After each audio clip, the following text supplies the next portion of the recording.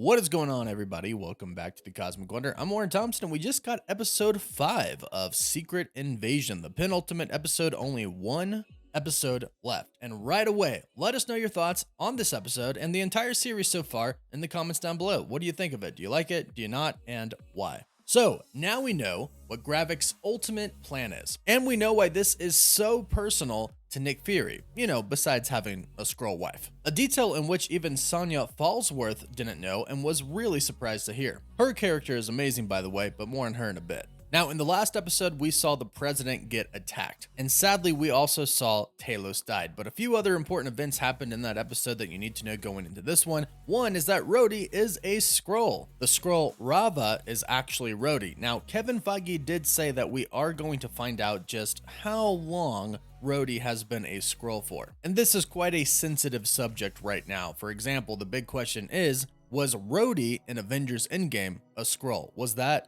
Rava? Has it been Rava pretending to be Rhodey since the events of Captain America Civil War where Rhodey was injured? Some people think he could have even died during the events of Captain America Civil War, but keep in mind we do have the movie Armor Wars coming out. And this is most likely going to be about the actual Rhodey, not the Skrull pretending to be Rhodey, but Rhodey himself, dealing with that aftermath of Rava pretending to be him. We do also know that President Ridson is not going to be president for long because in Captain America New World Order, Harrison Ford is going to be playing Thunderbolt Ross, and Thunderbolt Ross is going to become the new president of the United States. Now, this might happen because the world realizes that Skrull have been living among them, and when they find out that Rhodey is actually a Skrull, maybe President Ritson steps down, maybe he gets impeached, maybe he doesn't actually survive the end of this series. Either way, the aftermath of this show is going to be felt in many different MCU projects coming up. Captain America Brave New World, the Thunderbolts, the Marvels, and Armor Wars, those at the minimum. That, and we now have Super Skrull. And as far as we know right now, there are only two, Gravik and Gaia. And we're still kind of unsure what powers Gaia has because we haven't exactly seen her use any. She was even in a gunfight scene in this episode, and she just shot the entire time.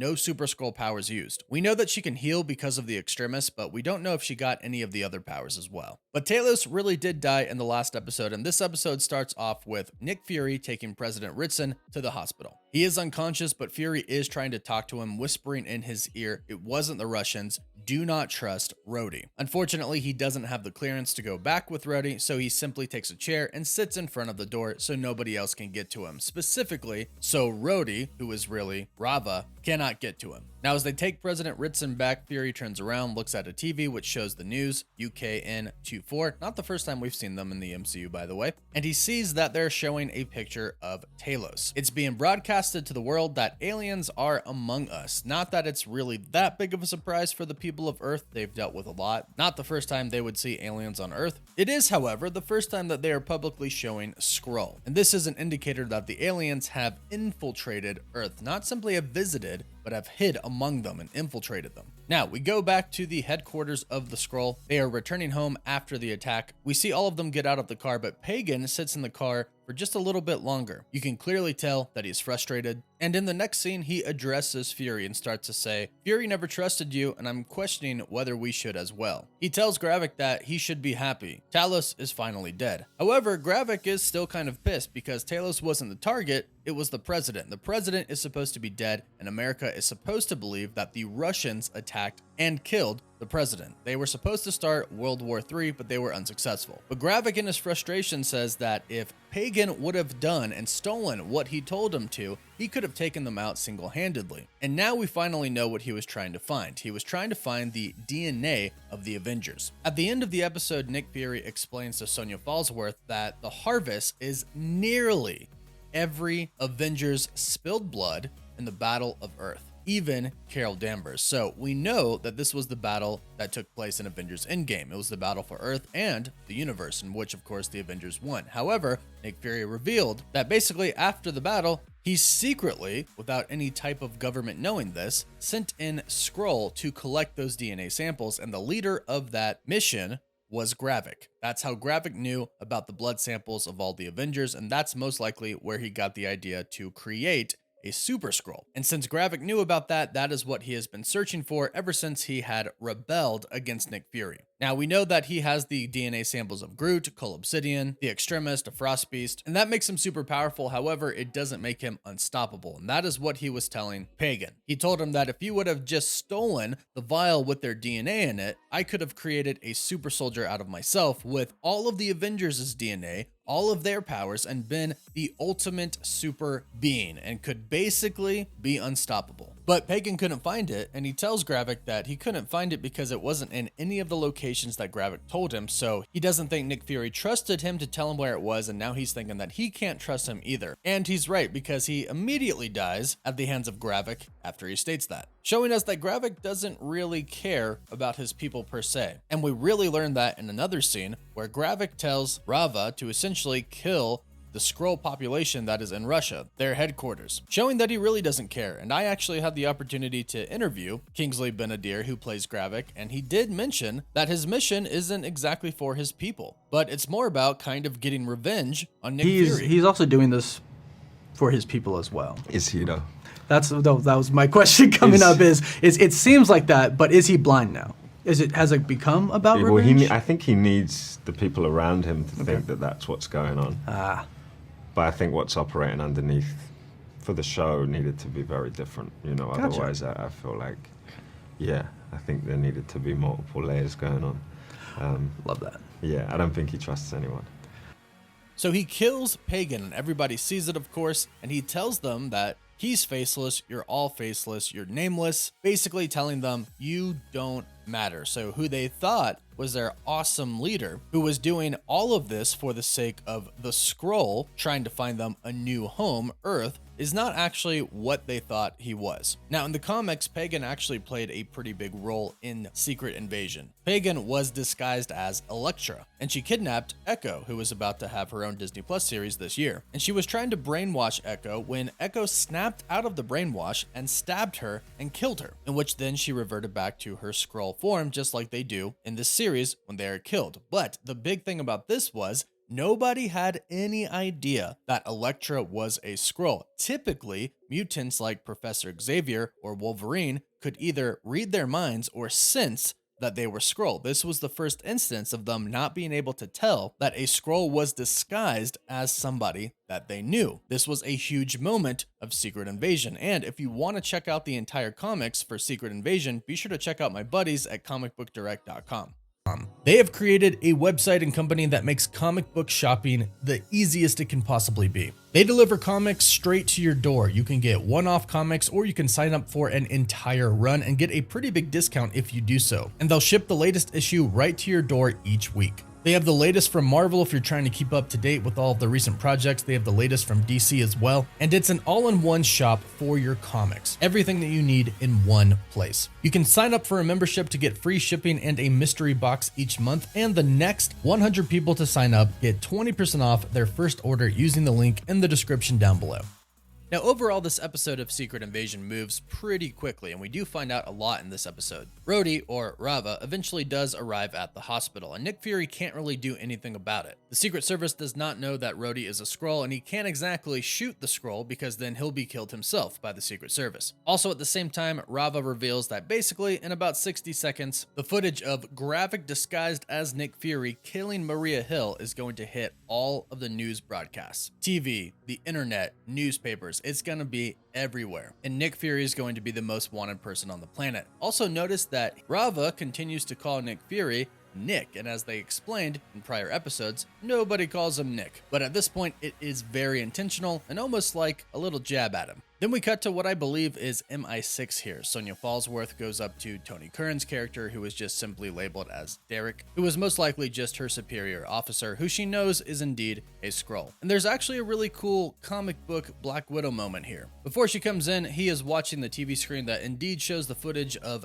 Gravik disguised as Nick Fury killing Maria Hill, and it says Nicholas Fury wanted. Former S.H.I.E.L.D. director Fury sought for the murder of Agent Maria Hill. It then cuts to another video of Talos in his half-human, half-Skrull form that we saw him in the last episode, and it states alien infiltration, suspected alien involvement and ambush, of US presidential convoy. But then Sonya Falsworth comes in and he asks, do you really think Skrull have infiltrated? And she's pretty much like, yeah, we both know you're a Skrull, so let me go ahead and shoot you. And notice that she actually shoots him through his hand and his leg. His hand was sitting on his leg, but I think she specifically was going for the hand because she clearly didn't want to kill him. She simply wanted to reveal the fact that he was a Skrull, in which his hand does turn green, revealing to everybody else working around her that he is a Skrull, and that she's not just going off and shooting her superior for no reason whatsoever. But this is actually something that happens in the comics. When the Avengers and the X-Men have to fight the Skrull, they have no idea who is actually a Skrull, since the Skrull are taking the shape of the Avengers and the X-Men. So Black Widow just decides to start shooting everybody in the arm or the leg, basically stating that her idea is to shoot everybody, and depending on the color of their blood, they'll know if they're a Skrull or a human. So this kind of seems like a cool Black Widow comic reference, RIP. And Sonya Falsworth really is something. The woman is efficient and wastes no time and is one of the best characters of the show in my personal opinion. And this shows us what the show has been showing us the entire time. The Skrull really have infiltrated governments throughout the entire world. We cut back to the Skrull headquarters and Gravik takes a call from Rava. Rava basically says, hey, I told the president what you wanted me to tell them. It was the Russians and the Skrull working together and that they needed to bomb the Skrull headquarters in Russia. Now the president realizes that this is going to start World War III, attacking the Russians, and Rhodey, or Rava, says it's better to have World War III than to have an alien invasion. And basically, you have to do this, Mr. President. But no decision has been made, at least on screen yet, that we have seen. Now just as the phone call is ending, Gravik's people attack him because they're no longer behind Gravik because they do not believe that he is doing anything for the sake of their people, the Skrull. He's simply doing things out of revenge. They put a bag over his head in attempts to suffocate him, and some of them suffer really bad fates, like getting stabbed in the neck with a knife. They of course can't take him down because he is indeed a super Skrull right now, although he doesn't really use any of his powers besides his strength that he no doubt got from Cull Obsidian. So he of course defeats them all and kills a few of them, including Beto. He ends up slicing his throat in front of a lot of people, and this no doubt will lead to the rest of the Skrull going against Gravik, and hopefully will result in the rest of the Skrull actually going back to Nick Fury's side. We then go back to London, where we see the location that the Skrull were in from episode 2, back in 1997. Guy is there waiting for Fury, and they talk about the location of Brixton, and how after World War II, Brixton became a haven for immigrants from the West Indies. And this is sort of a correlation between the immigrants and Skrull being immigrants. They are not from Earth, they have come from their own planet Skrullos, and are essentially immigrants on the planet, looking for a new home, in which Fury, of course, promised them he would find them one. Now here's something that's really interesting. Nick Fury tells Gaia that Talos died, and she cuts him off and says that's all she really needs to know. And what's interesting is that we did not see a scene in last episode or this episode that was shown to us in the trailers, and that is a scene of Gaia on top of her father's dead body. And from what we've seen, this was taking place during the scene as he died not too long after. Now this would explain how they got his body, because as far as we know, Nick Fury left with the president and had to leave Talos there. However, we don't really have any context whatsoever as to why or how she was there. But knowing that this scene took place in the trailer kind of tells us how she managed to get Talos' body, in which she tells Nick Fury, I need to bury my father's body, so he sends her to his wife, Priscilla, stating she'll know what to do. Then we cut back to Sonya Falsworth at the Daltons, the two doctors who were essentially creating the super Skrull machine for Gravik. And again, Sonya Falsworth is wasting no more time anymore. When the two of them enter, she simply says, hello Skrulls, not wasting any time, not beating around the bush, simply calling them out and stating, tell us everything, or we're gonna kill you. Now they end up burning down the lab, in which Victor Dalton takes his wife hostage and says, I'm not going to let her betray Gravik, showing his loyalty to Gravik still. But as we've learned from the series, you don't mess with Sonya Falsworth. She instantly takes out her gun and shoots him right in the head. Precision shot. Now Gaia takes her father's body to Priscilla, or Vara. And keep in mind, Gaia does know Vara. It might have been a really long time until they last saw each other, and they might not know what each other looked like in human form. But the second that Gaia says, I'm Gaia, I need help burying my father, Fury said you could help, Vara knows who she is. And of course, Gaia knows who Vara is because Fury told her. Now Vara ultimately ends up helping Gaia bury her father, completing somewhat of a Skrull ritual for their dead, and giving up an offering, which she decided to choose her mother's ring, who we also found out in the first episode also died. Vara starts to recite some words that seem to be part of a Skrull burial ritual, as we hear Talos say the same words to some dead Skrull in the first Captain Marvel film. Now, ultimately, we know that Gravik sent Skrull to Priscilla's house to kill her for betraying them. Priscilla and Gaia are talking about marriage, and Gaia says, "Did you ever really get to be your true self?" In which Priscilla, or Vara, take great offense to that. But this shows right here how sensitive it is for Skrull to want to live in their own forms, but can't. They can't show their Skrull. They have to be disguised. And right as the conversation gets pretty heated, the soldiers come in, Priscilla and Gaia run, but Priscilla is prepared for this. After all, she is the wife of the famous, infamous spy, Nick Fury. No doubt she has precautions in play, and so does Nick Fury. We broke down the scene yesterday, but both women seem to be highly trained in combat, as they both pretty much turn into John Wick and defeat the people that Gravik sent to kill them. And this is all we see of them in this episode, but no doubt they'll return in the next one. In the meantime, Gravik calls Fury and basically states, "Hey, if you don't bring me the harvest, America is essentially going to bomb Russia and start World War III. But if you bring me the harvest, I won't do that." He also tells Fury to bring some iodide pills because the reactor room can be quite aggressive. Now, iodide pills are used to block certain types of radiation. No doubt that the machine gives off some radiation, and plus, not to mention they're at a nuclear plant. Just a very interesting small detail here. Meanwhile, Nick Fury managed to get himself a plane, a private jet, and once he gets on board, he is greeted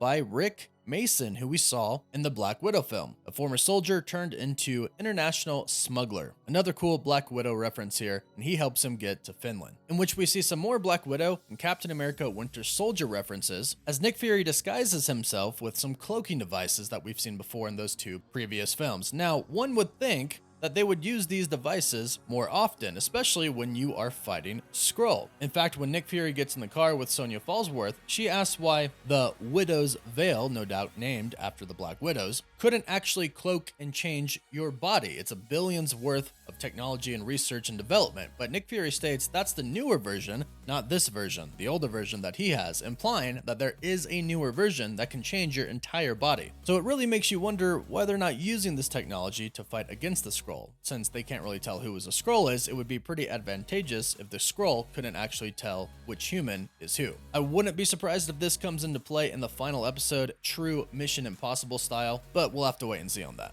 So in Finland, Falsworth and Fury drive to Nick Fury's, or I should say one of Nick Fury's graves. On the way there, she explains what we've already talked about, how Gravik wants the harvest, which is the blood samples of a good majority of all the superheroes. She asks why he's not calling in the Avengers, and Nick Fury explains that since he was the one that had Gravik and other Skrull go collect that DNA, he feels directly responsible and has to handle this one on his own. He also reveals to her that he is married to a Skrull, and that's another big reason why this is so personal to him. Plus, they can't get used to calling in superheroes for everything. They have to be able to defend the Earth themselves. Plus, not to mention, right now, there are a few less superheroes than there were before. Tony Stark is gone, Captain America is presumably gone or on the moon. Yes, there are a lot of new heroes rising, but Nick Fury has been on Saber. He hasn't been on Earth, so he probably hasn't been in contact with them. So basically he says, this is on me. This is on Nick Fury. And this scene is very important. He starts to get all of his old stuff back. The eye patch, the leather jacket, some guns, and basically the significance of this scene is showing us that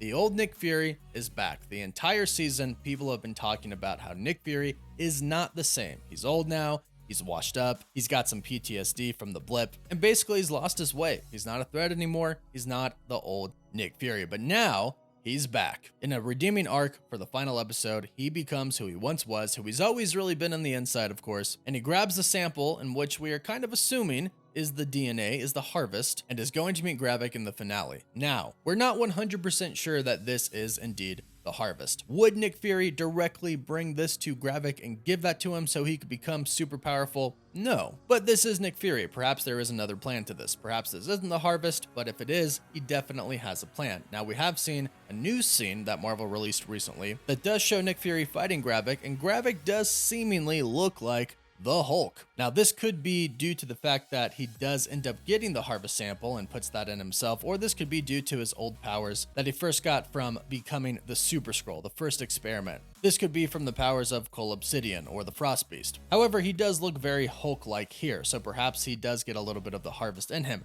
Perhaps Nick Fury planned on this, knowing that he probably couldn't handle taking in the harvest. Perhaps Nick Fury thinks that it is going to eventually kill him. And in doing so, perhaps Nick Fury realizes that that DNA sample, the harvest, needs to be getting rid of for sure. And Nick Fury should have never even got it in the first place. Nevertheless, there should be a pretty epic fight in the finale next week, but go ahead and let us know all of your theories in the comments down below. And of course, let us know what you thought about this episode. Don't forget to like the video and subscribe and leave a comment so you can enter our giveaway for a chance to win an Xbox Series X, a PS5, some Marvel Legends items, and some DC items. We pick a winner at the end of each month, and the winner gets to pick one item. If you'd like to further support the channel, you can check out our Patreon account, our website, and join our Discord server. And of course, you can follow us on Instagram and Twitter. As always, thank you all so much for watching.